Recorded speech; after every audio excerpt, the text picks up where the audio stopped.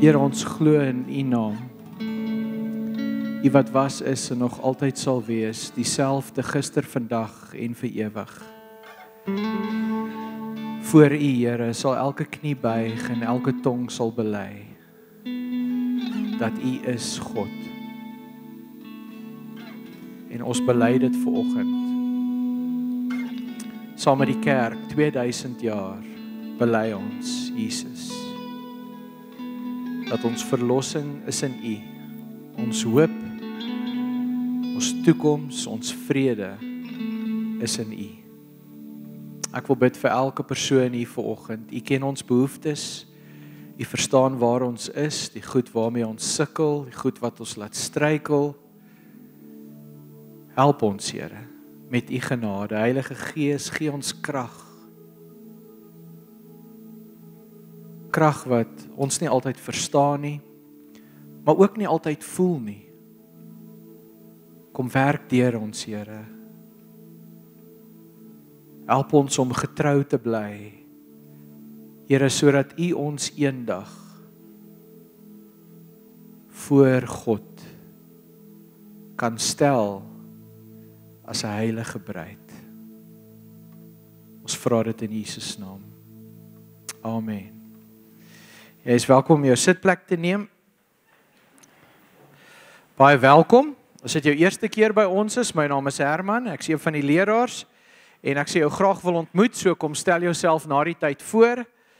Dit sal lekker wees om jou te ontmoet en te leer ken. Net 'n paar goed onder julle aandag bring voordat ons verder gaan met ons diens. Ons manne kom elke Dinsdag by mekaar en as jy deel wil word van ons mannegroep, is jy welkom om met Willie te ontmoet na die tyd, daar by die e-desk agter, vra net vir Willie en dan sal hy vir jou meer details gee. Ons klein groepe kom Sondae-aande om 7:00 by mekaar by The View en jy is welkom om ook daarby aan te sluit. As jy verder wil journey met ons reeks, Stefan fasiliteer dit vir ons op Woensdae-aande en jy is welkom om daarby aan te sluit. Dan ons seniors, volgende Sondag, die 9de November, tussen 11 en 12 het ons 'n funksie in die chapel en jy is welkom om daarvoor ook te registreer as jy nog nie het nie by die e-desk na afloop van die diens. Dan verkoop ons nog hierdie ontwaakbandjies, die Engels Awaken. As jy nie een het nie, né, dan is jy 'n loser. Okay. Wow, ja. So kyk na die ou se arms langs jou. Dan maak jy vir hom so. My dogtertjie doen dit as ek iets dom doen, dan maak sy net so. Dan weet ek sien die moeilikheid. L for love, ja. Hoor hierso, nee, ons verkoop hierdie bandjies nog steeds, daar agter na afloop van die diens, asseblief kryf jy jou bandjie, daar's ook pette van ons ontwaakreeks, en jy is welkom om ook vir jou een te koop. So ons is besig met ons ontwaakreeks, dis 12 weke, waar ons saam journey, om meer te leer van wie God werklik is. En Paulus sê in Efesiërs 5 vers 14, ontwaak jy wat slaap en sluimer en Christus sal oor jou skyn. Die hele wêreld, sê die Bybel, is vol van God se glorie. En as ek en jy net kan wakker word om dit te sien, en dit is wat geestelike groei is. Geestelike groei beteken ek ontwaak, ek word wakker vir God se glorie elke dag saam met my en om my. En ek sien dit raak. En ek werk saam met God met dit waarmee hy besig is. Soos 'n bietjie van 'n opsomming vandag oor wat ons al gedoen het. Eerstens, ons het gesels oor wie is God. Wie is God? Dit is baie belangrik om jou prentjie van God te verstaan. En waar kom daardie prentjie vandaan? So hoe ek en jy God sien is verskriklik belangrik. En toe het ons gesels oor God se guns.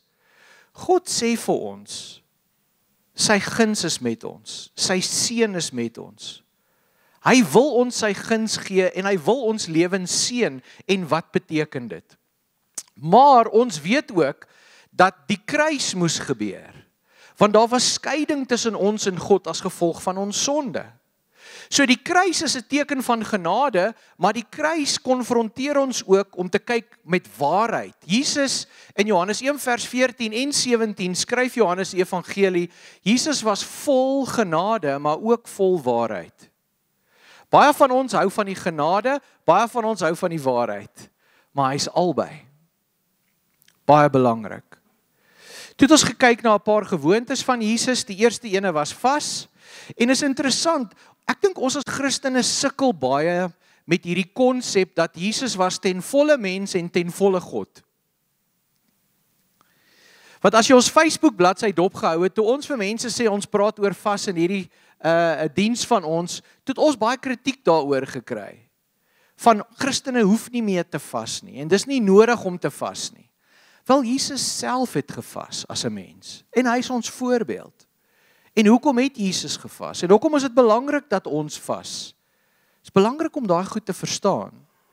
Die volgende gewoonte van Jesus waarna ons gekyk het, was aanvaarding. Jesus was radikaal inklusief. Dis interessant, as die fariseërs, die kerk van daai tyd, Jesus beskryf, dan sê hulle, Jesus was 'n vraat, 'n wynsuiper, 'n vriend van tollenaars en sondaars. Dis hoe die kerk Jesus beskryf het. Is dit nie interessant nie? Dis nie te sê hy was een nie, maar dit wys jou hoe radikaal inklusief Jesus was. Lukas 15 vers 1, baie belangrik. Die sondaars en die tollenaars het 'n gewoonte gehad om na Jesus te kom luister. So hulle was altyd daar, saam met hom. Dan ons het ook gesien, Jesus was gasvry. Is interessant as ons kyk na die evangelies in Lukas, ek dink van al die wonderwerke wat plaasvind in Lukas, was 2/3 het gebeur saam met 'n maaltyd. So Jesus was gasvry. Soos iemand eendag gesê het, hy was of by 'n ete, of op pad na ete toe, of op pad van 'n ete af. Maar ons sien ook dat een van die groot gewoontes van Jesus se lewe was opoffering. En dis belangrik. Sentraal en kern tot ons geloof is opoffering. Ek en jy vra nie wat's God se wil vir ons lewe nie. Ons vra, hoe kan ek my lewe opoffer vir God se wil? Hy het sy lewe vir ons opgeoffer en ons doen dieselfde. Maar ons het ook gesien dat Jesus het die gewoonte gehad van feesviering en hy het daardie feeste van die Jode geleef in murg en been. En dis belangrik om te verstaan dat feesviering, vreugde, is vrug van die Gees, as ons kyk na Galasiërs 5 vers 22. En is belangrik dat ons dit deel maak van ons lewe. Ek dink een van die groot kritiek teen die kerk is, daar ouens weet nie om pret te hê nie, hulle weet nie om fun te hê nie, hulle weet nie om die lewe te geniet nie. En Jesus het die teenoorgestelde vir ons gewys. Vandag kyk ons na die geloofsbelydenis van Nisea. Nou, wat interessant is hierdie geloofsbelydenis is 1700 jaar oud. Hierdie jaar gewees. 1700 jaar. En ek het so min van dit gesien in die media. Ek het so min van dit gesien in Christelike media. Daar's 'n totale onbewustheid van wat 1700 jaar gebeur het en hoe dit die mensdom vir altyd verander het. Hierdie geloofsbelydenis wat ons vandag nog opsê in ons kerke. En ek dink ons leer by die geloofsbelydenis die volgende. Ons moet ons geloof beskerm. Baie belangrik. Ons moet die waarheid bewaar. Wat is die evangelie van Jesus werklik? Wat is die goeie nuus wat God gebring het?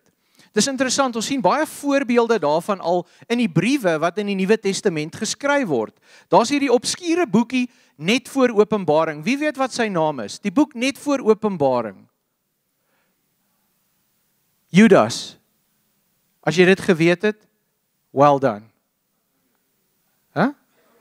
Jan's nie meer 'n loser nie, julle. Well done, Jan. Nou wat interessant is van Judas is, hy word beskou as een van die halfbroers van Jesus, né? Maar hy noem homself ook 'n bondslaaf. Wat is 'n bondslaaf? 'n bondslaaf in die Bybelse tyd was 'n slaaf wat sy vryheid herwin het, maar hy kies om vir die res van sy lewe daardie persoon te dien. Al het hy hom vrygestel. So Judas beskou homself as 'n bondslave, 'n dienskneg, 'n slaaf van Jesus Christus. Maar kyk, dis net een hoofstukkie, dis so 'n kort obskure boekie, maar in vers 3 sê hy die volgende, hy sê, geliefdes, ek was baie haastig om aan julle te skryf oor die verlossing wat ons met mekaar deel. Maar nou voel ek verplig om aan julle te skryf en julle aan te spoor om aan te hou stry vir die geloofsbelydenis wat eenmalig oorgelewer is aan God se mense.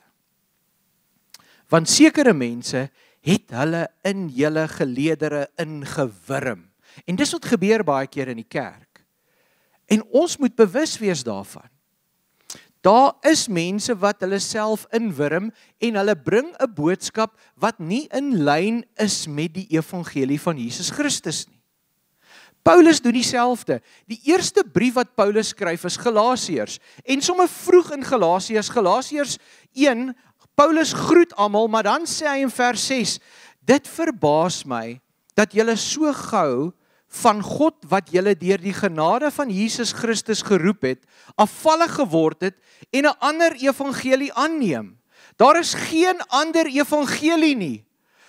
Tog is daar mense wat die evangelie van Christus probeer verdraai.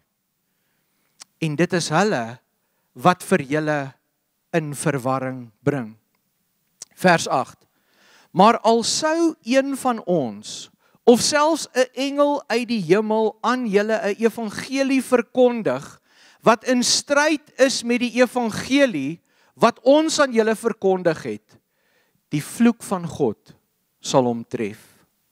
Ons het dit voorheen al gesê, en ek sê dit nou weer, as iemand aan julle 'n evangelie verkondig, wat in stryd is met die evangelie wat julle ontvang het, die vloek van God sal hom tref. Is dit nie interessant nie? Van die begin van die kerk af, is daar hierdie bewustheid, ons moet die evangelie, ons moet die waarheid van wie God is, en hoe hy oor ons voel, en wat hy aan die kruis vir ons gedoen het, dat hy opgestaan het uit die dood, ons moet dit beskerm. So wat het gebeur by Nicea?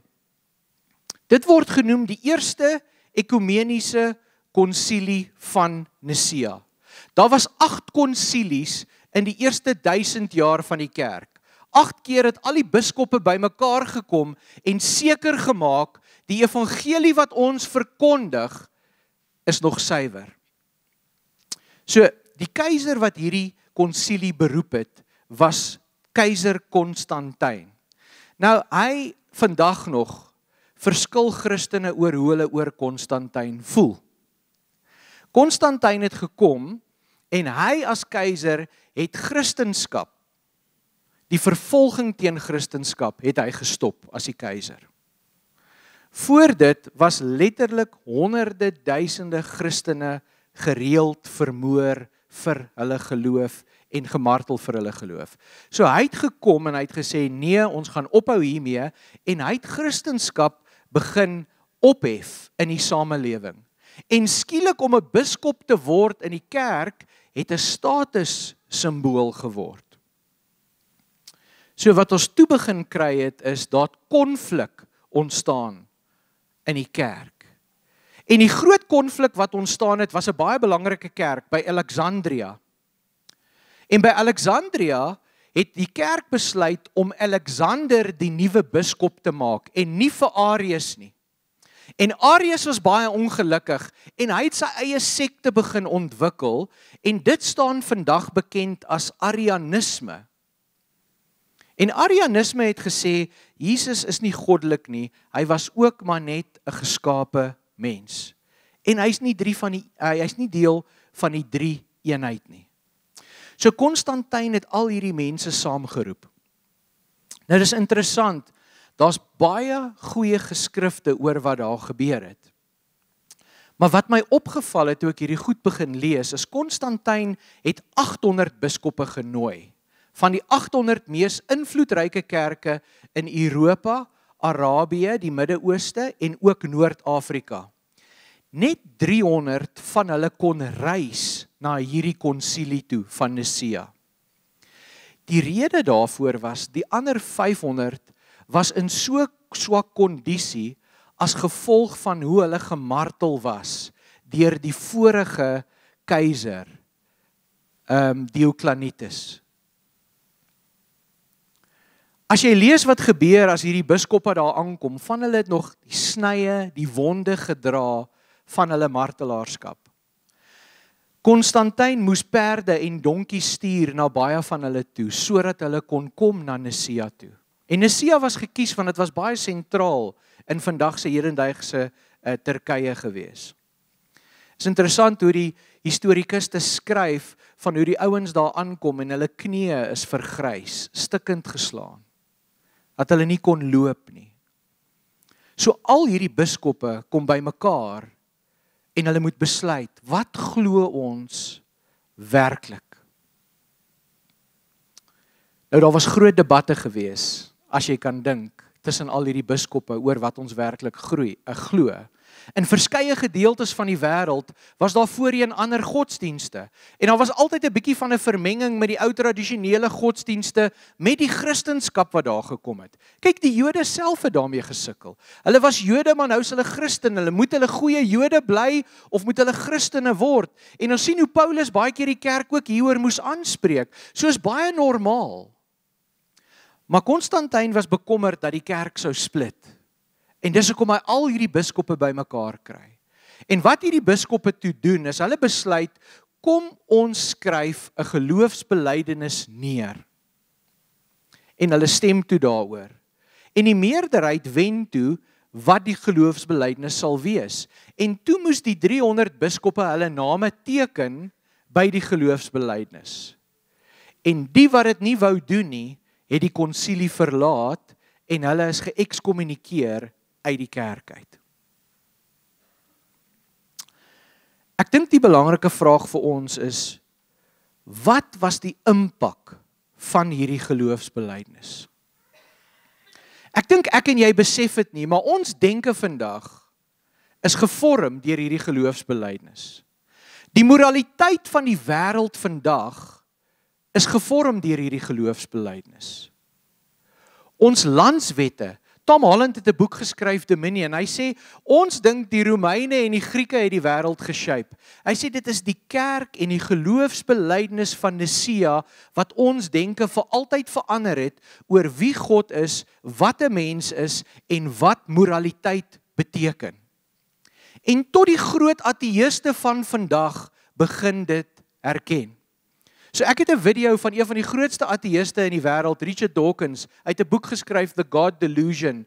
En al die ateïste glo baie vas in wat hy sê.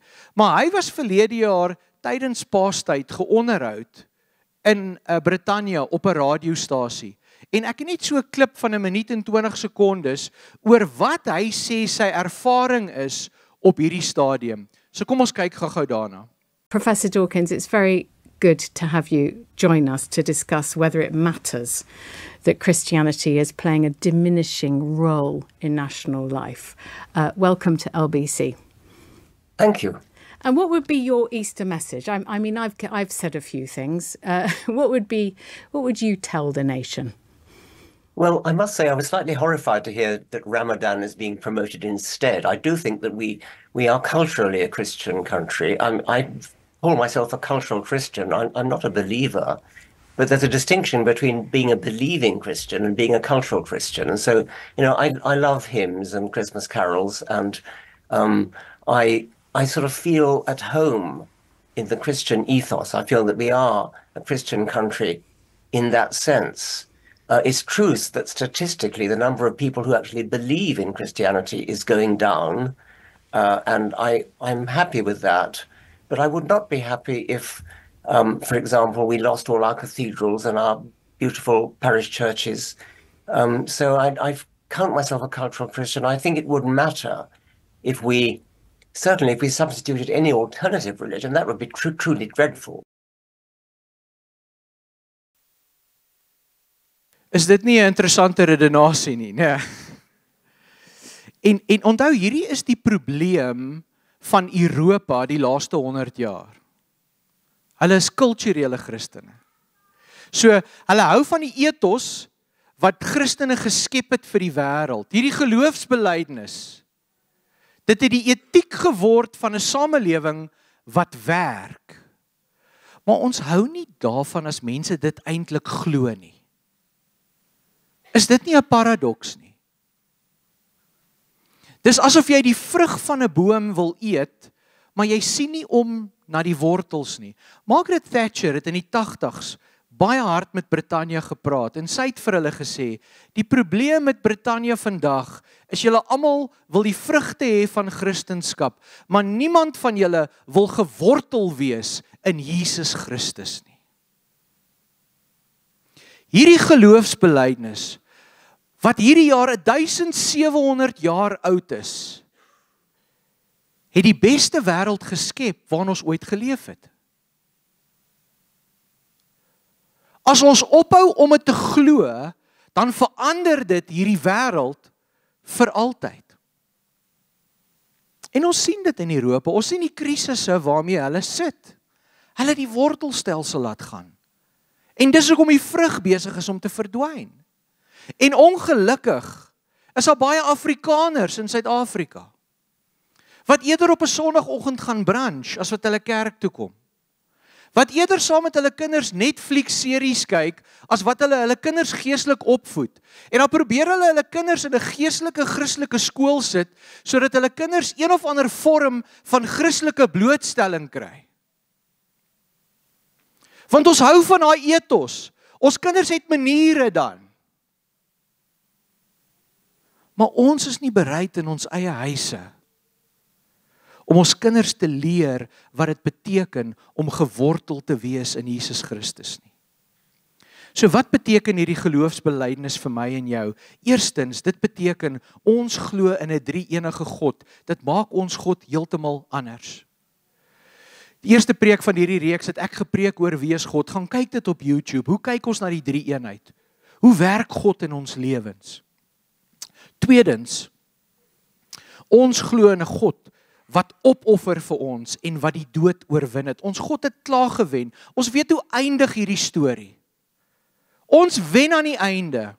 Ons hoef nie daaroor bekommerd te wees nie. Ons hoef nie hoop te verloor nie. Ek weet nie wat jou pyn of seer of omstandighede vanoggend is nie, maar ek wil oor jou uitspreek dat God het reeds oorwin en vertrou hom.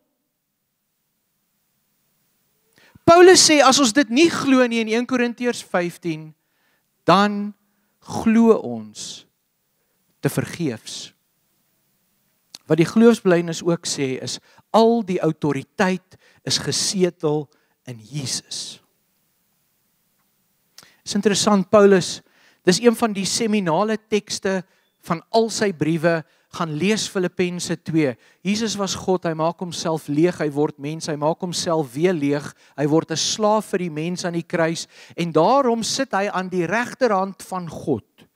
Die hoogste gesag wat daar is, van waar hy sal kom om te oordeel, die wat lewe en die wat reeds gesterf het, en elke tong sal bely, en elke knie sal buig. En is interessant, Paulus sê, Jesus heers oor die hemele, die aarde en die hel onder die aarde. Hy heers tot in die hel. Die hel is geskape vir die duiwel. Hy gaan nie heers daar nie. Jesus heers. Hy is die hoogste gesag. Al die autoriteit is in hom. Die vierde ding wat dit vir my en jou beteken hierdie geloofsbelydenis is, ons moet besef daar is 'n oordeel wat kom. Daar's 'n oordeel, het ons Jesus geken of nie? Maar dan is daar ook 'n ander oordeel waarvan Paulus skryf. En ek dink is belangrik dat ons hierdie een verstaan. Kyk na 1 Korintiërs 3 vers 9 tot 15. Ek begin in vers 10. Paulus sê, volgens die genade wat God my gegee het ek soos 'n goeie bouer die fondament gelê, dis Jesus Christus, en 'n ander bou daarop. Maar hy moet mooi kyk hoe hy verder bou, want niemand kan 'n ander fondament lê as wat reeds gelê is nie. Die fondament is Jesus Christus. of dit goud, silwer, edelstene, hout, gras of strooi is, waarmee iemand op die fondament bou. Elkeen se werk sal aan die lig kom. Die dag wanneer Christus kom, sal dit duidelik word.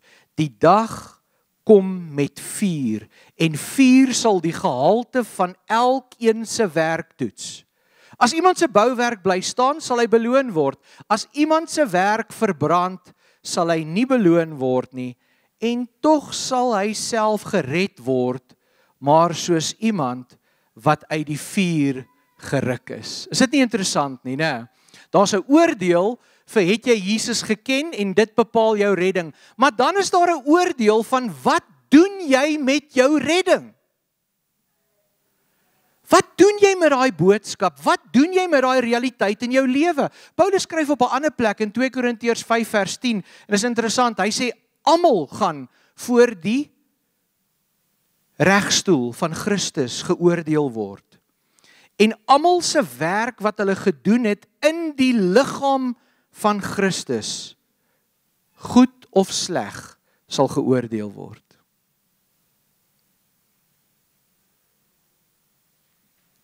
Ek is diep gekonfronteer hierdie week met hierdie teksgedeelte.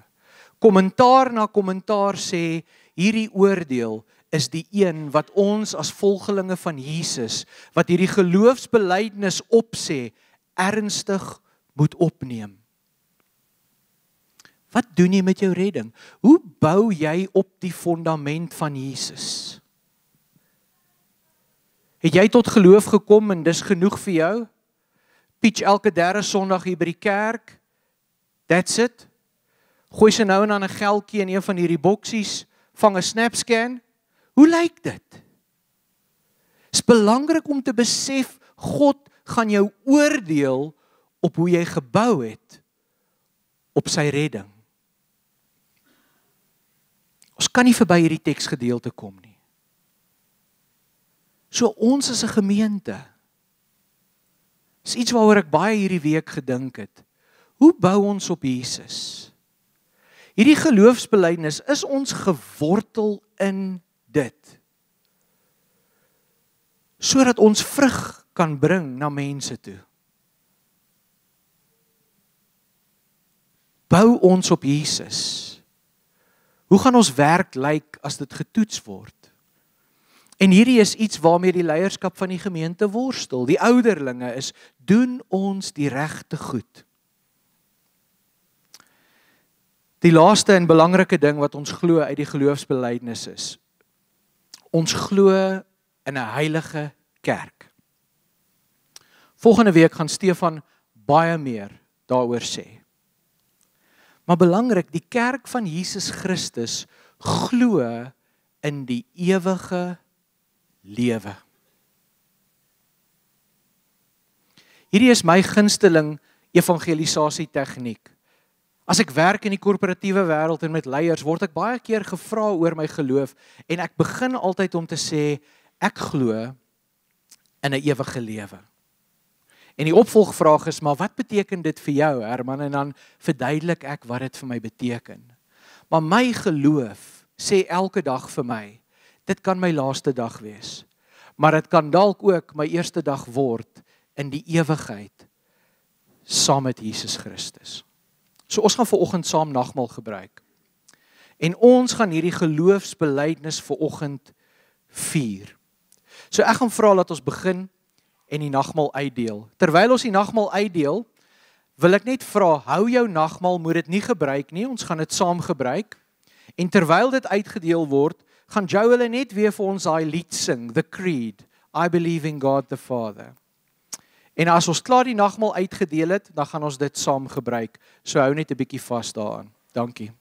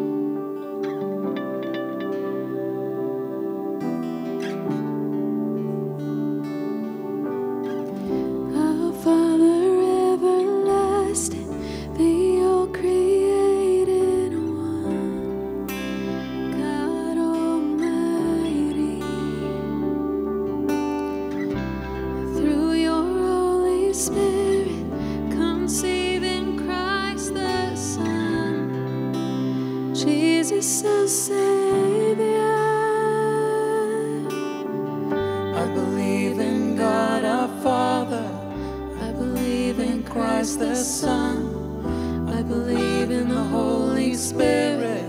Our God is three in one. I believe in the resurrection, that we will rise again. For I believe in the name of Jesus.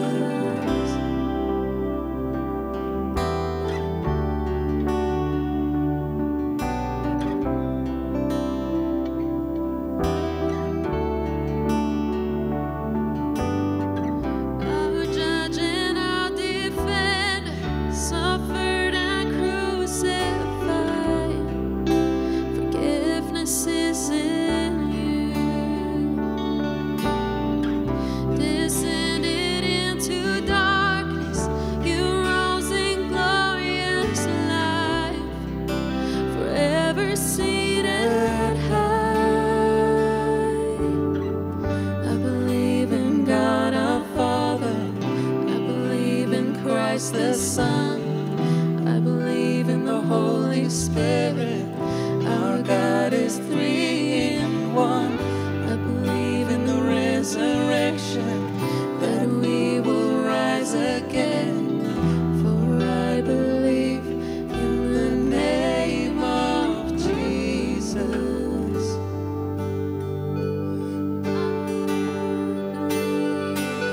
And I believe in you.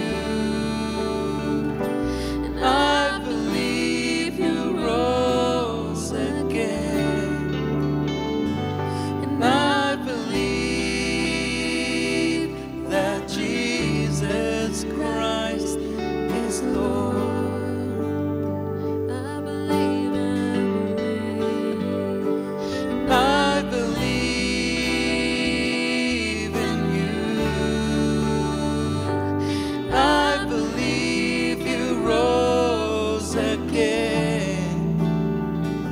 And I believe that Jesus Christ is Lord.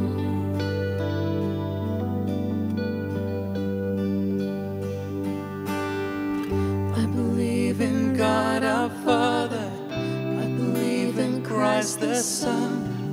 I believe in the Holy Spirit. Our God is three in one. I believe in the resurrection, that we will rise again. For I believe in the name of Jesus Christ.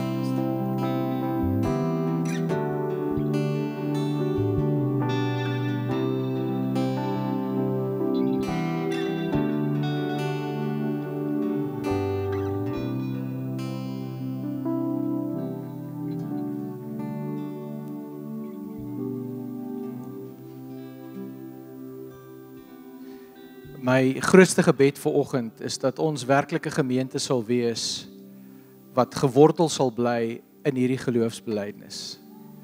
En dat ons werklik daardie pad sal stap as 'n gemeente en dat ons nie net 'n klomp kulturele Christene sal wees en lief is vir die Christelike ethos en moraliteit nie, maar dat ons werklik geanker sal wees in die fondament en dat ons sal bou op daardie fondament vir generasies om te kom.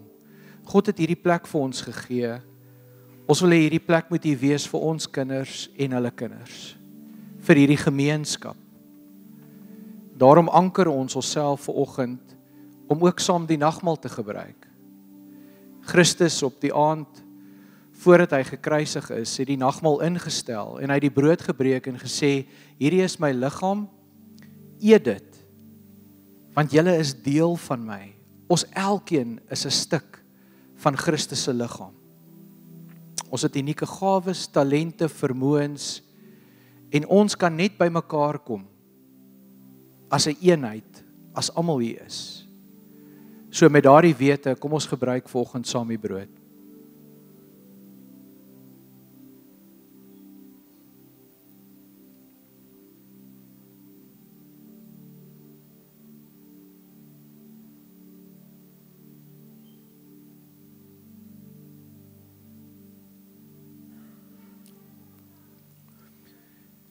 Christus het ook die beker geneem en gesê dat die wyn simboliseer sy bloed wat gevloei het vir ons sondes.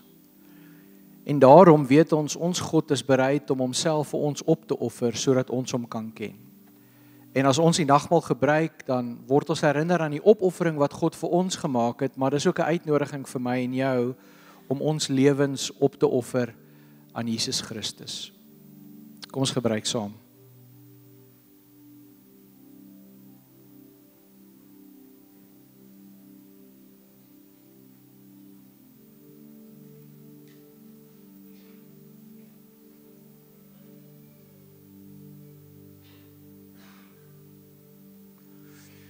Kom ons sluit ons tyd vanoggend saam af deur op te staan en kom ons doen die geloofsbelijdenis vanoggend saam. So baie van ons ken hom, maar hopelik het jy vanoggend 'n nuwe bewustheid rondom hierdie geloofsbelijdenis en hoe baie mense in die kerk deur die eeue hulle lewe opgeoffer het, dat ek en jy vanoggend hier kan staan en hierdie geloofsbelijdenis saam opsê.